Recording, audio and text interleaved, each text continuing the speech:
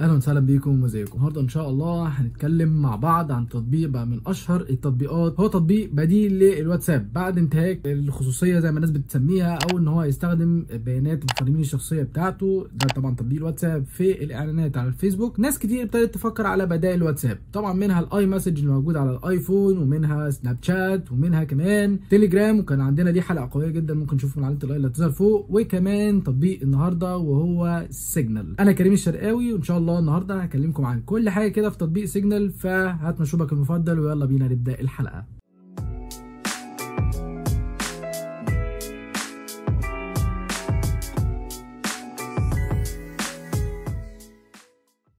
طيب، سيجنال ده هو تطبيق مشفر ينتمي لمجموعة مطورين بيهتموا فقط بالخصوصية والأمان للمستخدمين، مؤسسة غير هادفة للربح. وده على التقرير اللي هم رفعوه بعد ما الناس افتكرت ان شركة سيجنال الموجودة في البورصة، وابتدوا يروحوا يشتروا الأسهم بتاعتها، وقالوا يا جماعة احنا ملناش أي أسهم ومش عايزين أي ربح، احنا بس عايزين نتأكد من خصوصية الناس وإن كل الحاجات اللي بعتوها مشفرة. أنت حتى ممكن تشوف الكود المعمول بيه البرنامج. فنيجي بقى نفتح التطبيق ده بتقدر تسجل بيه عن طريق رقم التليفون بس، ومش لازم يكون نفس رقم التليفون اللي موجود في الجهاز، ولكن على الاقل لازم يكون رقم مفعل عشان هتاخد عليه بن، وبعد كده هيكون ليه رقم سري محدش غيرك يعرفه، وهو ده اللي بتستخدمه بيه. طيب انا دلوقتي دخلت بالرقم، هل هو موجود على الموبايلات بس؟ لا، ده موجود على اجهزه الماك واللينكس، وبتقدر تستخدمه على اي جهاز منهم. ممكن تستخدمه على الايباد، تستخدمه على الموبايل، تستخدمه على اي جهاز، مش هتفرق. ميزه كمان الموجوده فيه ان هو مش بيباك اب على الجوجل درايف ولا على الاي كلاود زي واتساب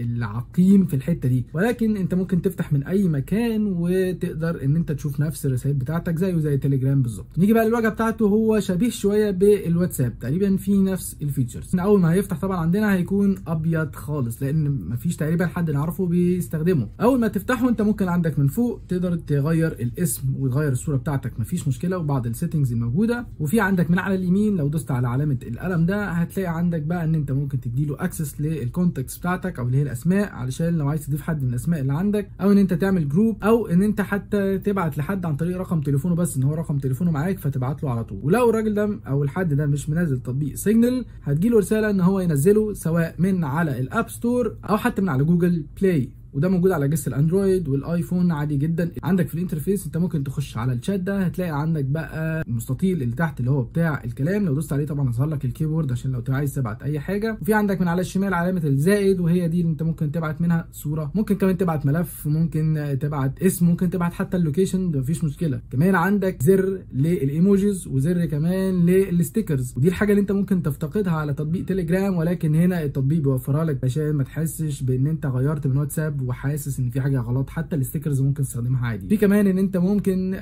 تبعت فويس نوت للشخص ده، وممكن كمان ان انت تكلمه فيديو او تكلمه مكالمه اللي هي عن طريق الانترنت، اللي هي الفايب فويس اوفر اي بي، اللي هي مكالمه عن طريق الانترنت زي الماسنجر والفايبر والواتساب وهكذا. ممكن كمان ان انت تعمل رياكت على الرسائل، ودي حاجه مش موجوده مثلا في الواتساب، ودي حاجه كويسه جدا موجوده مثلا في الماسنجر، وهنا مضافه للتطبيق عادي جدا.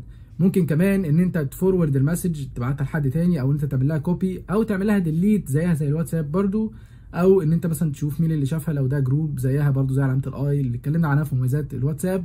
ممكن تشوف الفيديو لو لسه ما شفتوش من علامه الاي اللي هتظهر فوق. طيب هل ده كل حاجه وبس؟ لا، كمان انت ممكن في خاصيه لو دوست على اسم الشخص اللي انت بتكلمه، في خاصيه اسمها المسجات او الرسائل المؤقته، ودي انت ممكن تفعلها ومعاك من اسبوع او يوم لغايه 5 ثواني. يعني انا ممكن احدد ان انا ابعت للشخص ده مسجز وبعد كده تتمسح تماما من عندي ومن عنده. فدي تكون مفيده جدا لو عايز ابعت لحد حاجه وعايزه خلاص هو مجرد ان هو شافها، لو انا عارف ان هو هيشوفها وخلاص الرساله دي تتمسح بعد كده ما حدش تاني يشوفها. ممكن تتمسح بعد يوم، معاك لغايه اسبوع، ومعاك لغايه 5 ثواني كمده قصيره. من بره كمان عندك ان انت ممكن تبعت للشخص ده صوره او فيديو، او حتى ان انت تعمل سوايب شمال او سوايب يمين، انت تعمل له بن، او تعمل للمسج دي ان ريد لو انت قريتها وبعد كده مثلا مش عايز ترد دلوقتي عايز ترد بعدين، او حتى ان انت تعمل لها اركايف زيها زي الواتساب بالظبط. فالتطبيق ده انت مش هتحس فيه خالص ان انت منعزل او مساحه الواتساب، بالعكس ده هو تطبيق بديل. وكمان امن من الواتساب. انت معاك لغايه 8 فبراير وبعد كده خلاص يا معلم هتستخدم بياناتك الشخصيه في الترويج على الاعلانات على فيسبوك. بس كده دي كانت كل حاجه عن تطبيق النهارده، التطبيق اللي ذاع صيته جدا الفتره اللي فاتت وبديل الواتساب للناس اللي عايزه تحول من واتساب علشان خصوصيتها. ولو الحلقه دي عجبتك اتمنى تدوس لايك علشان تساعدني في نشر المحتوى ويوصل لاكبر عدد من الناس،